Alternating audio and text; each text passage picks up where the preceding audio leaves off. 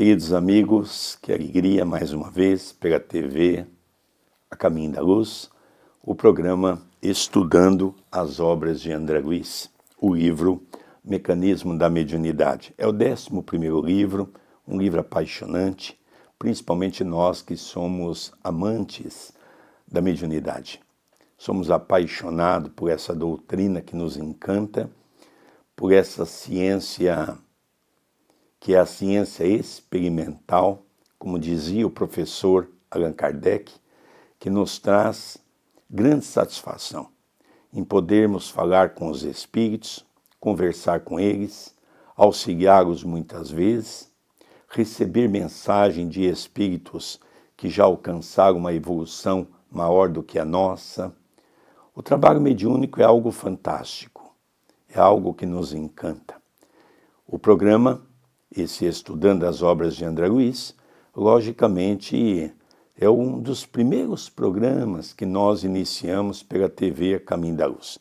Você vai poder encontrar desde Nosso Lar até o 10º livro, que é Evolução em Dois Mundos. Todos esses livros já estão gravados, o prefácio, capítulo por capítulo. É realmente um trabalho magnífico que nós estamos fazendo. Lógico que reconhecendo as nossas limitações, reconhecendo que não é um estudo tão rico, porque nós ainda temos uma pobreza de conhecimento, também estamos estudando todos os dias para tentar melhorar o nosso conhecimento, mas há uma coisa que eu gostaria que todos vocês soubessem.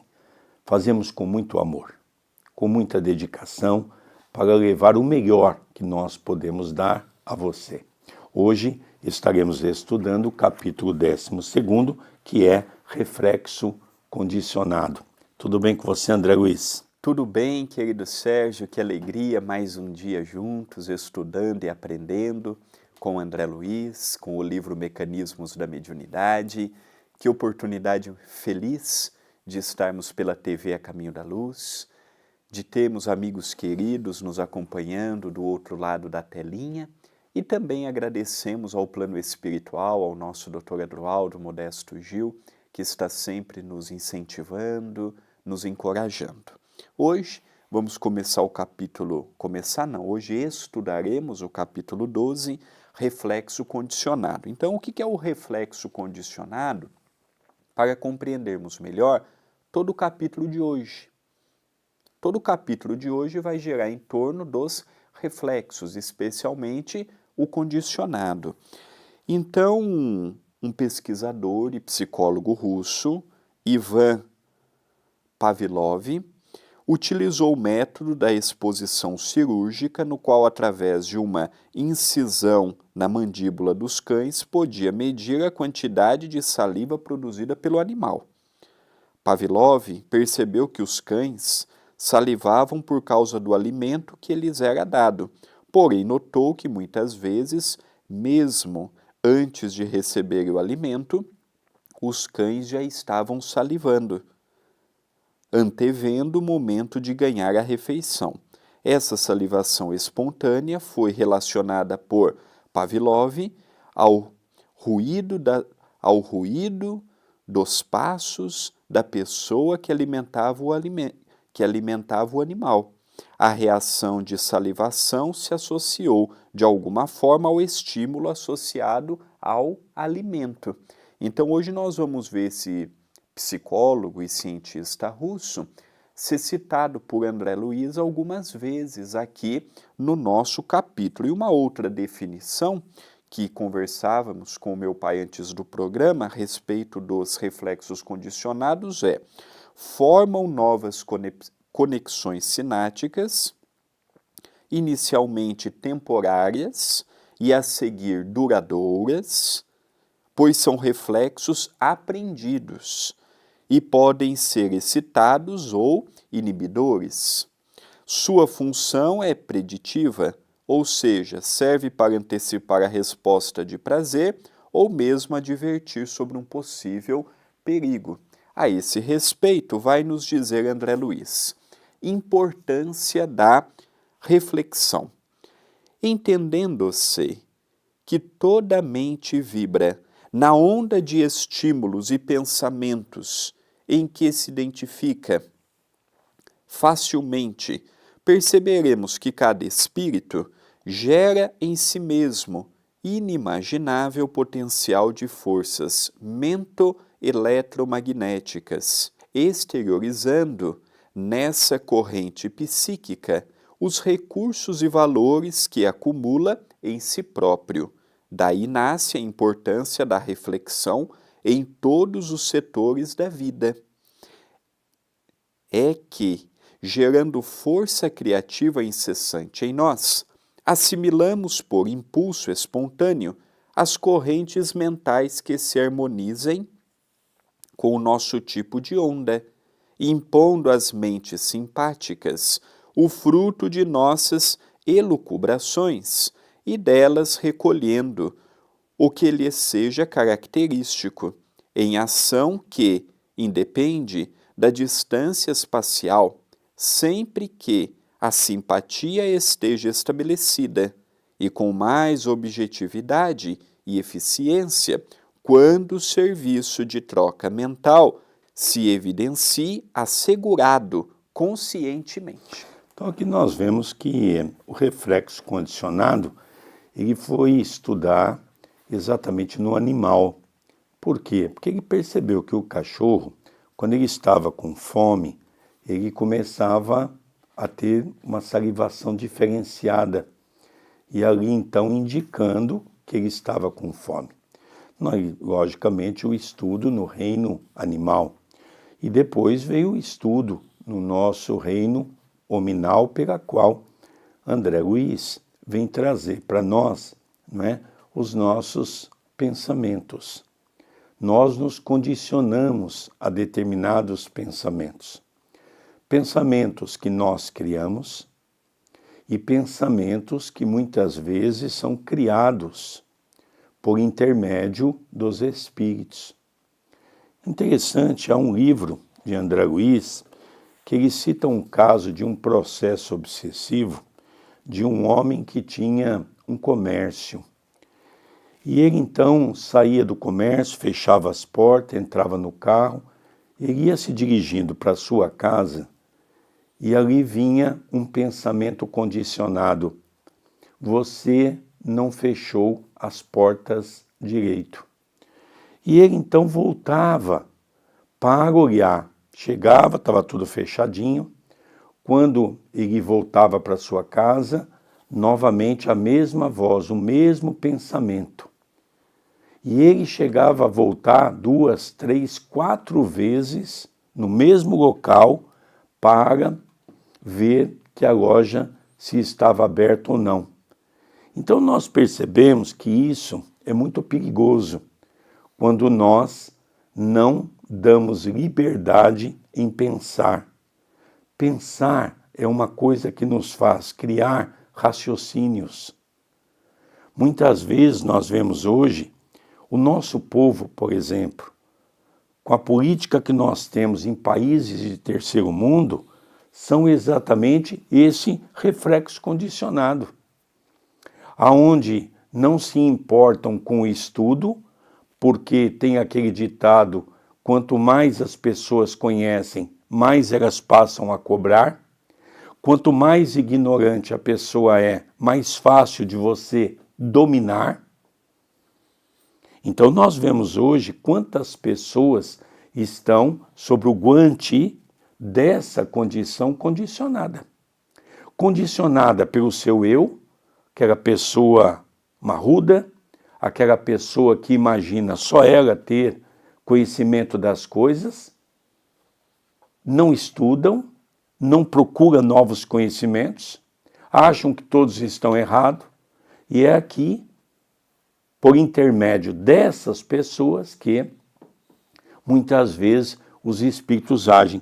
Então ele coloca aqui uma coisa que me chamou a atenção: daí nasce a importância da reflexão em todos os setores da vida. Diz no Evangelho segundo o Espiritismo: conhecereis a verdade e a verdade vos libertará, lembrando as palavras de Jesus. trazendo para nós uma reflexão sobre o nosso pensamento. Quanto mais eu estudo, quanto mais eu busco conhecimento, mais eu abro o meu campo de informações, dando a oportunidade de refletir sobre tudo aquilo que eu vivencio. A grande maioria das pessoas vivem de maneira mecânica. Então nós vemos hoje, por exemplo, o reflexo condicionado em massa. Nós vimos, por exemplo, uma das guerras no século passado, onde Hitler tinha um domínio dentro do magnetismo que ele possuía.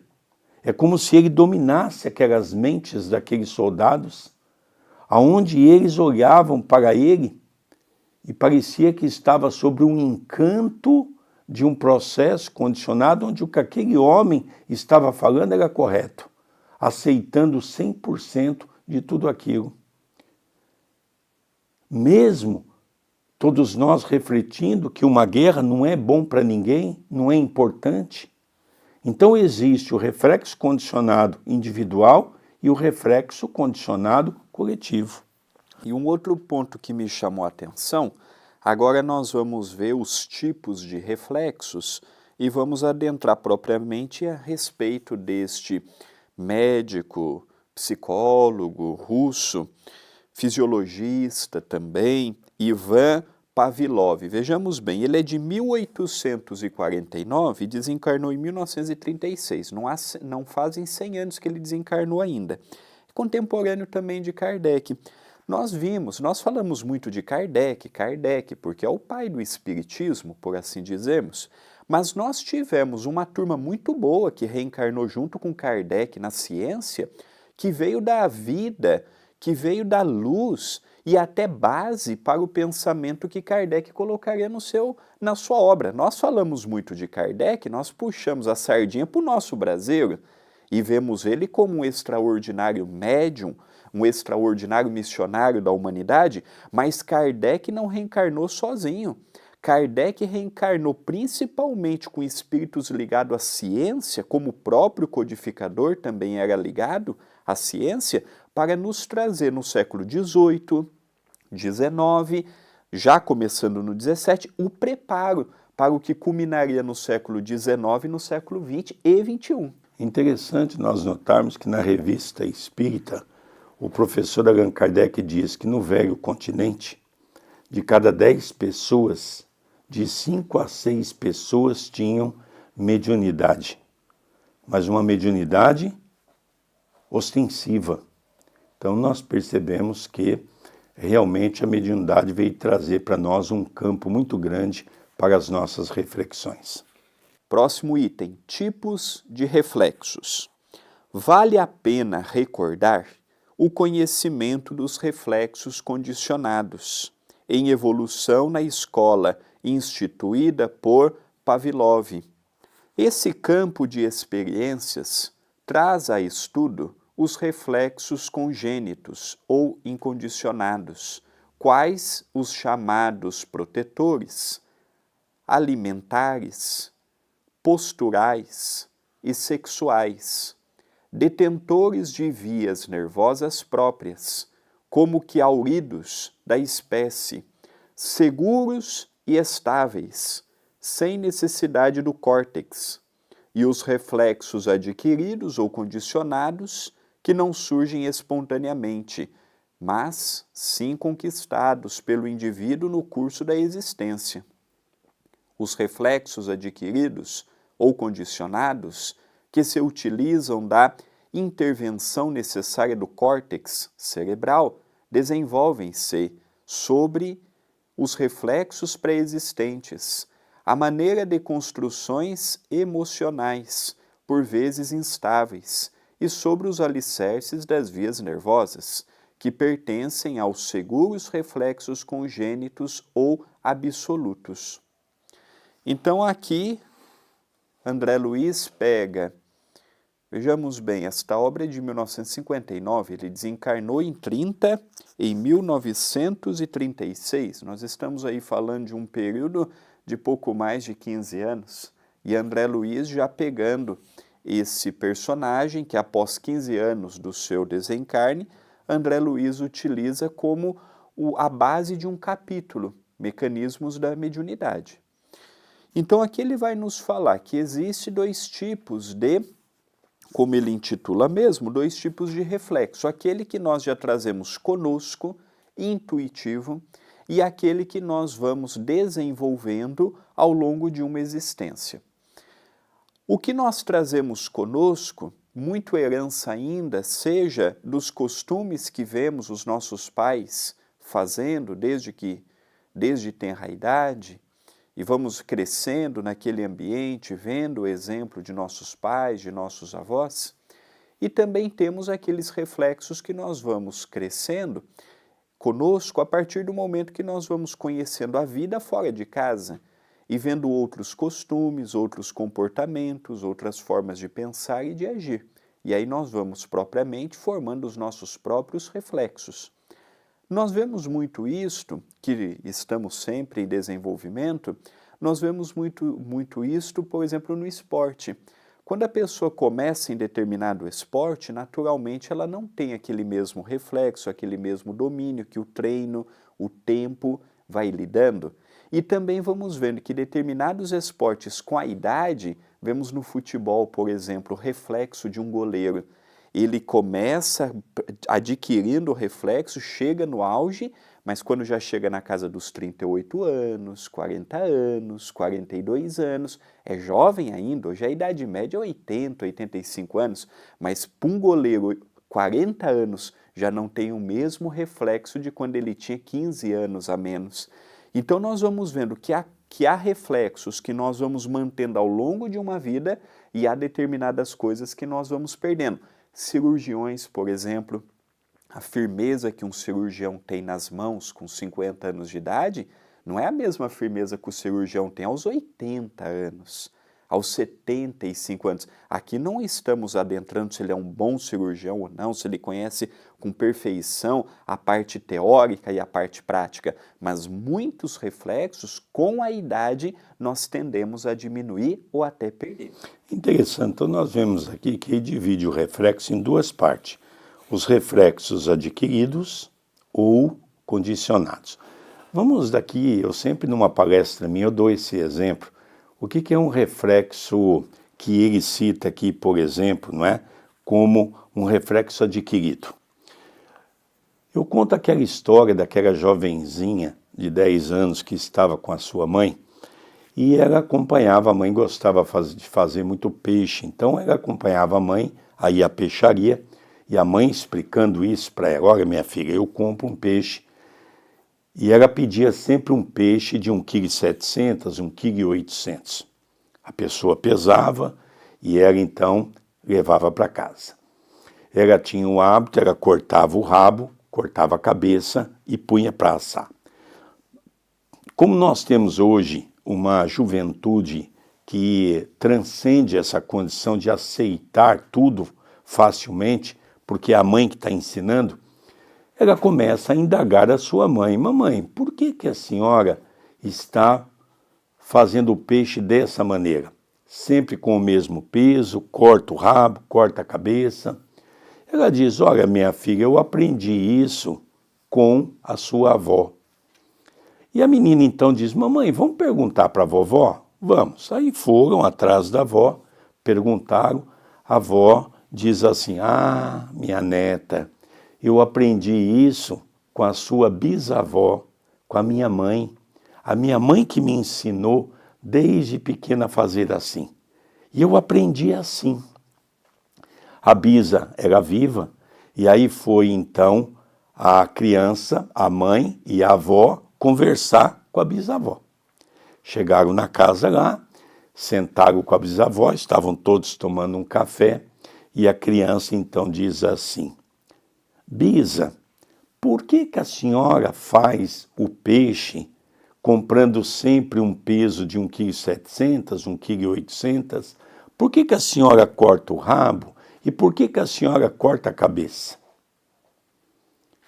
Tanto a filha, tanto a mãe quanto a avó nunca se preocuparam em perguntar isso.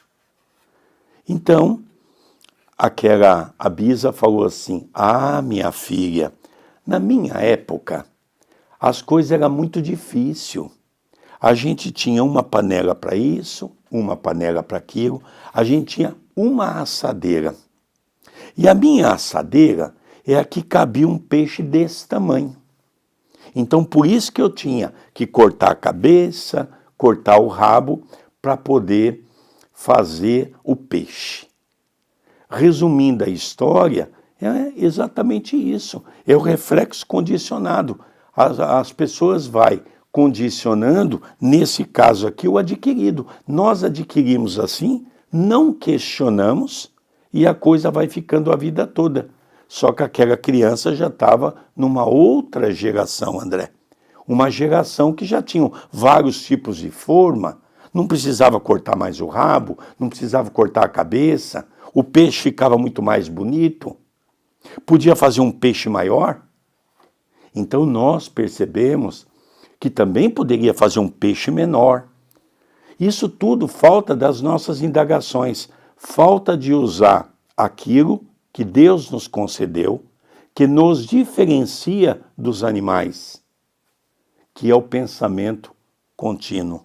E nessa história, há algo parecido que o Chico comentava com alguns amigos e que há no YouTube essa história também, que é o Chico falando que cada um de nós é a semelhança de um forno.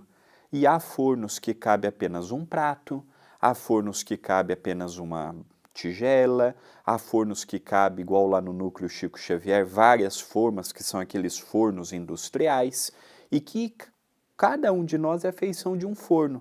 E que às vezes a gente fala assim, poxa, mas tá difícil de você entender. Para muitas pessoas sim, tá difícil, porque o forno dela, às vezes eu quero pôr uma assadeira com peixe inteiro e às vezes só cabe um prato só. É o conhecimento, nossa, mas é tão óbvio, é tão natural, você não está conseguindo entender, às vezes a outra pessoa não está conseguindo entender. Tem sim coisas que é falta da pessoa ir atrás, tem coisas que é falta da pessoa correr atrás do conhecimento, há casos que a pessoa faz de boba para não entender mesmo, mas há outros casos também que a pessoa não tem essa perspicácia, não tem essa inteligência emocional, essa inteligência de ir atrás, há pessoas que não têm. Às vezes é preferível, e isso acontece conosco no dia a dia, não aceitar aquilo que é novo para não ter que estudar sobre o assunto. Porque nós também temos uma certa letargia no pensar. Nós somos seres acomodados. Então, quantas pessoas gostam de ler? Se nós fizermos uma enquete, quantas pessoas já leram um livro? Quantas pessoas estão dentro de uma doutrina, como a doutrina espírita, que é uma doutrina nova, com palavras novas e conceitos novos? Quantos dirigentes espíritas, eu não estou falando nem de frequentadores, que nunca leram o livro dos espíritos, que nunca leram por inteiro o livro dos médiuns, nunca folhearam o livro A Gênese, nunca sequer pegaram no livro O Céu e o Inferno, mas falam da doutrina. Então é por isso que nós vemos, eu estou dando a doutrina como exemplo, não é? Porque em tudo na vida é assim. As pessoas querem falar de tudo, mas não querem ter aquela preocupação de buscar conhecimentos. E aí fica o quê? O reflexo condicionado, falando aquilo, a mesma coisa o tempo todo. Próximo item, experiência de Pavlov. Lembremo-nos de que Pavlov, em uma de suas experiências, separou alguns cães do convívio materno, desde o nascimento, sujeitando-os ao aleitamento artificial. Como é lógico, revelaram naturalmente os reflexos congênitos, quais o patelar e o cárneo palpebral. Mas, quando lhes foi mostrado a carne, tanto aos olhos quanto ao olfato, não segregaram saliva. Não obstante, à frente do alimento tradicional da espécie, demonstrando a esperada secreção apenas quando a carne lhes foi colocada na boca.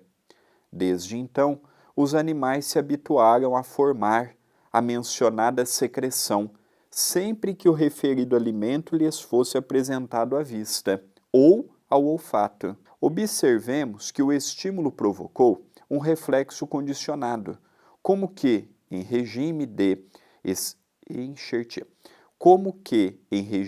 enxertia, sobre o reflexo congênito, desencadeado pelo alimento introduzido na boca.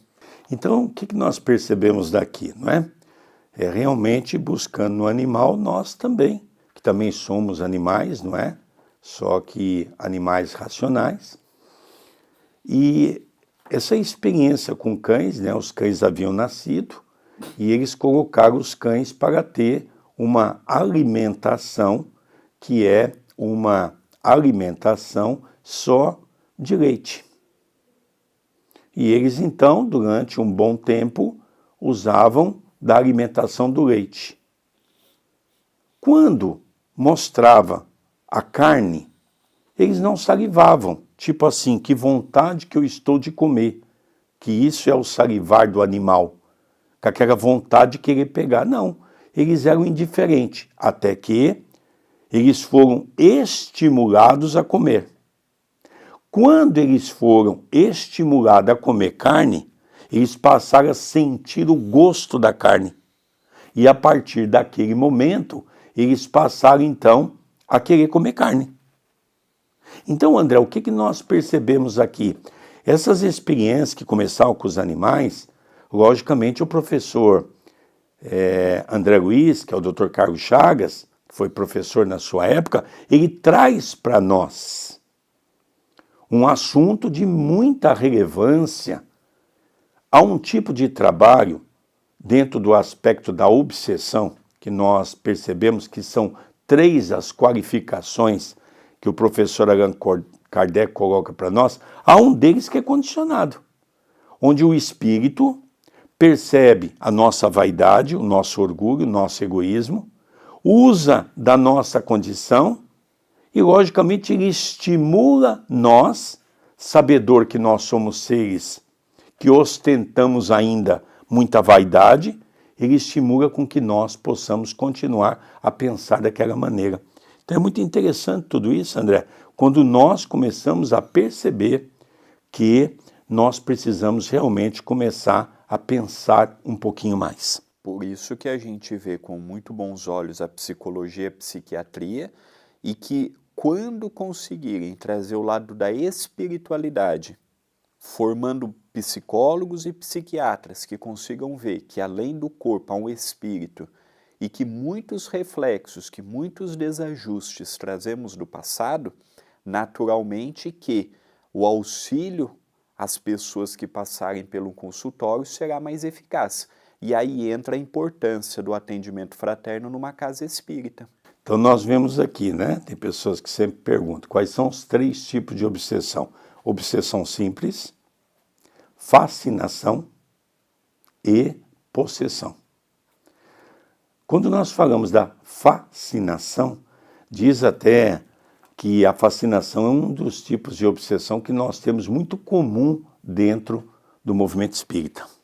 Não só dentro do movimento espírita, mas na vida natural, porque nós ficamos fascinados por determinada ideia, por determinada pessoa, por determinada coisa, que aquilo faz com que percamos temporariamente a noção de certo, de errado, onde eu posso ir, onde eu devo parar. A pessoa literalmente perde a noção do bom senso, que ela fica envolto de entidades que aniquilam temporariamente o seu livre-arbítrio e ela passa a viver naquele loop.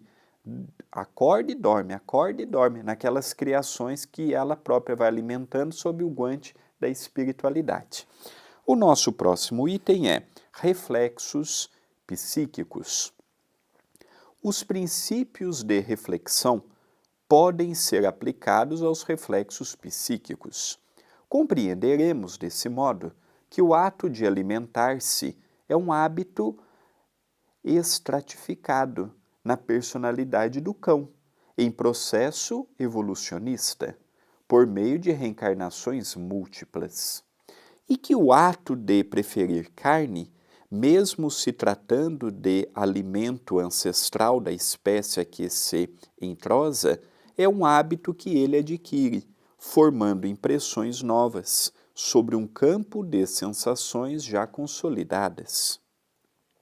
Recorremos à imagem simplesmente para salientar que os nossos reflexos psíquicos, condicionados, se revestem de suma importância em nossas ligações mentais diversas. E esses reflexos são, todos eles, presididos e orientados pela indução. Nos cães de Pavlov, a que nos reportamos, a faculdade de comer representa atitude espontânea, como aquisição mental automática, mas o interesse pela carne a que foram habituados define uma atitude excitante, compelindo-lhes a mente a exteriorizar uma onda característica que age como pensamento fragmentário em torno deles, a reagir neles próprios, notadamente sobre as células gustativas. Do mesmo modo, variados estímulos aparecem nos animais aludidos, segundo o desdobramento das impressões que lhes atingem o acanhado mundo sensório, acentuando-lhes a experiência. Podemos, assim, apreciar a riqueza dos reflexos condicionados, pelos quais se expande a vida mental do espírito humano, em que a razão, por luz do discernimento, lhes faculta o privilégio da escolha. É nesses reflexos condicionados da atividade psíquica que principiam, para o homem, de pensamentos elementares, os processos inconscientes da conjugação mediúnica, porquanto, emitindo a onda das ideias que lhes são próprias, ao redor dos temas que lhes sejam afins, exterioriza na direção dos outros as imagens e estímulos que acalenta consigo, recebendo depois, sobre si mesmo, os princípios mentais que exteriorizou, enriquecidos de outros agentes que se lhe sintonizem com as criações mentais. Isso é interessante, nós estamos acompanhando a minha esposa também, quando teve o André e a Graziella, e agora a Carol e o André com a Catarina, ambas levam as crianças na mesma pediatra em Campinas, a doutora Raquel, que se tornou uma amiga nossa, que é uma pessoa que gosta muito de crianças, não é? Já está há muitos e muitos anos, trabalhou mais de 30 anos como professora da Unicamp em Campinas. E é interessante que a Catarina está com 1 ano e meio, e até hoje ela não sabe o que é comer, por exemplo, uma comida industrializada. Ela não sabe o que é um danoninho, ela não sabe o que é uma sopa que você compra já pronta. Não, tudo natural, tudo feito em casa, as alimentações são todas elas balanceadas, a sopa feita daquela maneira, pode comer um macarrão com verdura, então tudo dentro daquele padrão. E é interessante como isso é verdade, porque como nós até hoje não adotamos a dar para ela as coisas que estão no nosso prato, ela não pede. Ela tem a comida dela, na hora que todos estão comendo, ela vai comer a comida dela. Então nós precisamos ter, não é, essa condição de mostrar, não é, desde criança, para que as pessoas possam ir entendendo o que é certo, o que é errado. Então nós vemos hoje, por exemplo, a grande preocupação dos Estados Unidos, não é? Porque o reflexo condicionado exigiu que aquelas pessoas, desde pequena, tivessem uma alimentação de maneira equivocada e agora não conseguem corrigir os seus hábitos. Diga de passagem, André, como é difícil corrigir hábitos. Eu vejo por mim. Não é uma crítica aqui que eu estou fazendo para os outros, não. Eu estou tendo que modificar a minha alimentação até por questão de saúde. E a gente percebe o quanto é difícil você tirar determinadas coisas que você sempre gostou. Exemplo, hoje, por exemplo, eu já quase não bebo mais refrigerante, muito pouco. Às vezes, numa data especial, que eu estou com o André Luiz, a gente toma ali um copo de refrigerante, eu não consigo tomar mais que isso. Segundo ponto, como é difícil você cortar aquelas guloseimas que nós estamos acostumados e condicionamos a comer. Então nós condicionamos fim de semana, tem que ter pizza, tem que ter isso, tem que ter aquilo, tudo comida exagerada. No começo, quando eu tive que tirar o doce, por exemplo, para mim foi muito difícil, porque bastava eu ver um doce e eu não me contentava em comer um pedaço de doce. Eu tinha que comer um doce todo. Então, a gente percebe exatamente essa questão, a questão de nós termos que mudar. Por quê? Porque temos que mudar pensamento. E quando nós começamos a pensar, nós entramos naquela grande luta íntima, que é a razão dos reflexos condicionados, como ele disse, dos costumes que nós adquirimos. E eu também passei a não comer mais doce. Como sim, mas em quantidade muito pequena e raramente eu como um doce. Eu cheguei a 114 quilos, hoje estou com 102. Em questão praticamente de 2 meses. Então, nós percebemos o quanto isso é importante e o quanto eu, usando a razão, usando o meu pensamento de maneira racional, eu estou me sentindo bem. Agora nós vamos para um outro item também interessante. Agentes de indução. Diz André Luiz, temos plenamente evidenciada a autossugestão, encorajando essa ou aquela ligação, esse ou aquele hábito, demonstrando a necessidade de autopoliciamento em todos os interesses de nossa vida mental. Porquanto, conquistada a razão, com a prerrogativa da escolha de nossos objetivos, todo o alvo de nossa atenção se converte em fator indutivo, compelindo-nos a emitir os valores do pensamento contínuo na direção em que se nos fixe a ideia, direção essa na qual encontramos os princípios combináveis com os nossos. Razão porque, automaticamente, estamos ligados em espírito com todos os encarnados ou desencarnados que pensam como pensamos, tão mais estreitamente quão mais estreita a distância entre nós e eles. Isto é, quanto mais intimamente estejamos comungando a atmosfera mental uns dos outros, independentemente de fatores espaciais. Uma conversação, essa ou aquela leitura, a contemplação de um quadro, a ideia voltada para certo assunto, um espetáculo artístico, uma visita efetuada ou recebida, um conselho ou uma opinião representam agentes de indução, que variam segundo a natureza que lhes é característica, com resultados tanto mais amplos quanto maior se nos faça a fixação mental ao redor deles. Então, quando André Luiz nos coloca agentes de indução, hoje na psicologia, na psiquiatria, fala muito dos gatilhos.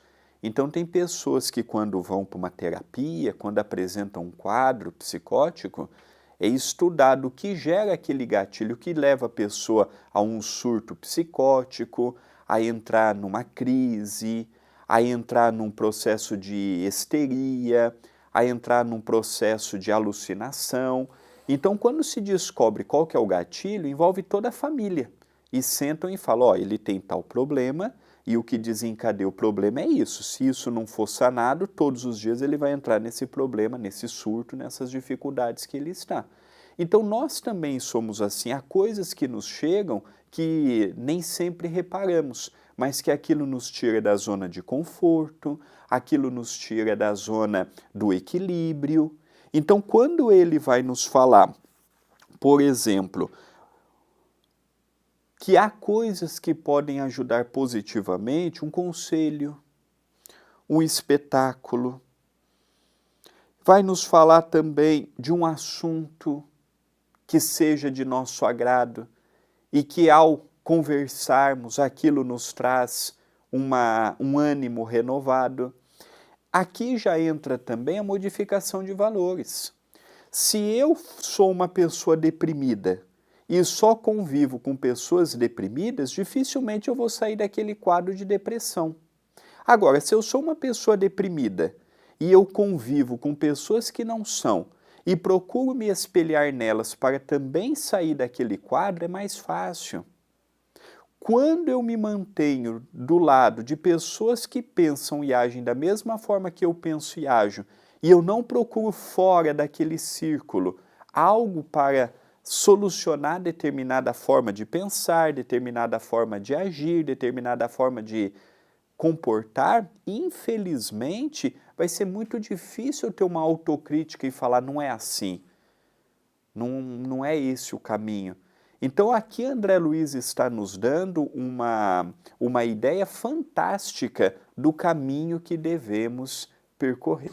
É interessante, nesse livro, Chico Xavier, Uma Gota de Amor, tem uma entrevista de Chico Xavier que ele deu em Portugal. Chico Xavier estava junto com o médium Valdo Vieira, que é esse que escreve o livro com ele. Nessa época, o Valdo já estava começando a ter a sua queda. E eles entraram nesse assunto quando se fala de um livro que o Valdo recebeu, um livro muito interessante, contando a história de um médico decaído, um médico que cometeu muitas falhas, e ele se envolveu muito por um personagem desse livro.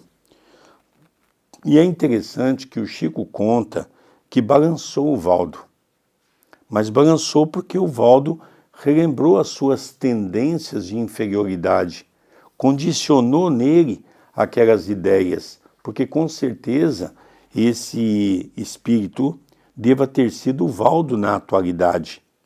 Então isso fez com que ele ficasse chocado, a ponto de Emmanuel ter que, através de Chico Xavier, orientar Valdo Vieira para que ele não se envolvesse psiquicamente com essa história, porque essa história poderia levar ele ao fracasso.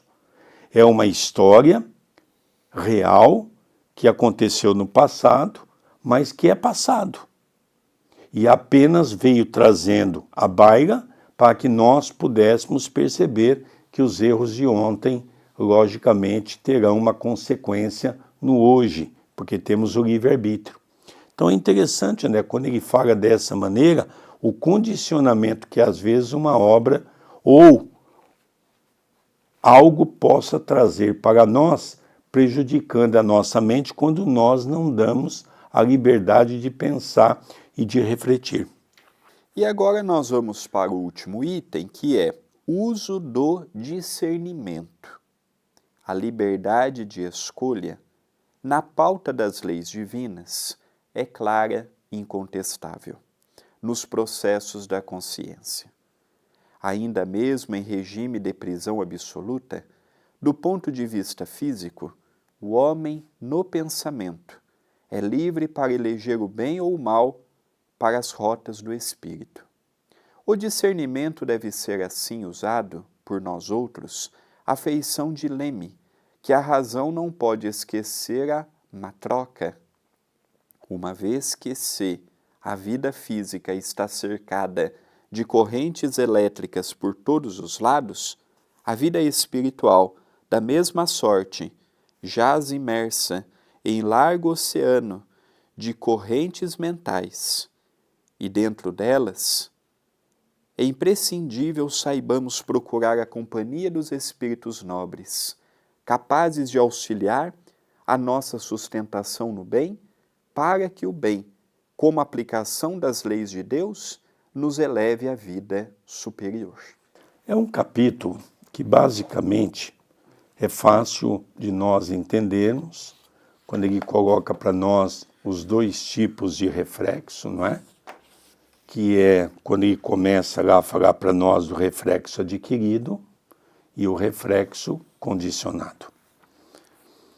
Aqui ele faz um encerramento colocando que só há uma maneira de nós nos libertarmos, principalmente daqueles pensamentos que vêm nos aprisionar dentro de uma certa ignorância.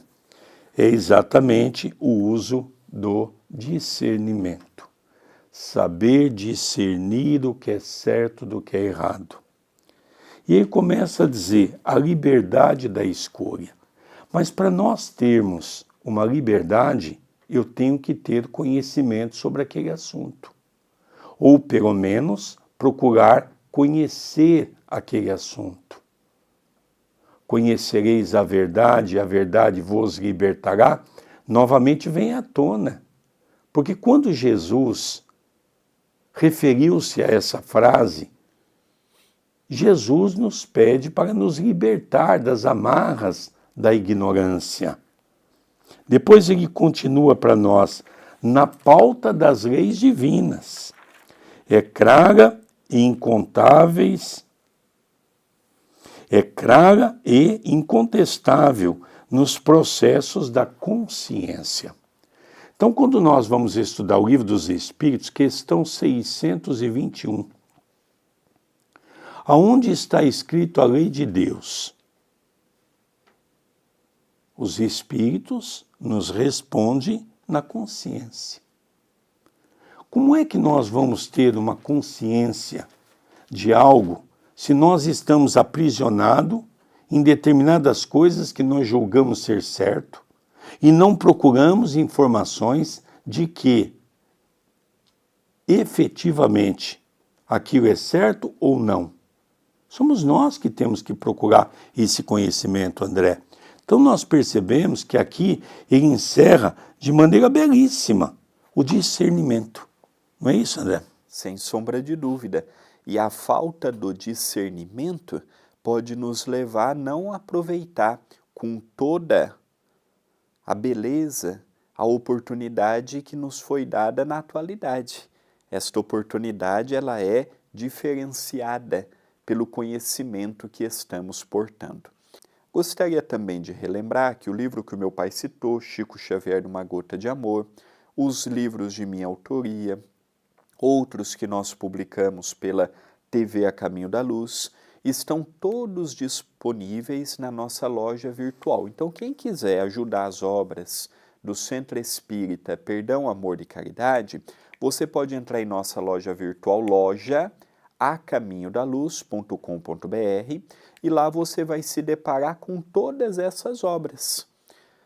Tanto eu, quanto meu pai, quanto os livros que nós temos lá, os direitos de cada edição foram doados integralmente para as obras assistenciais do CEPAC.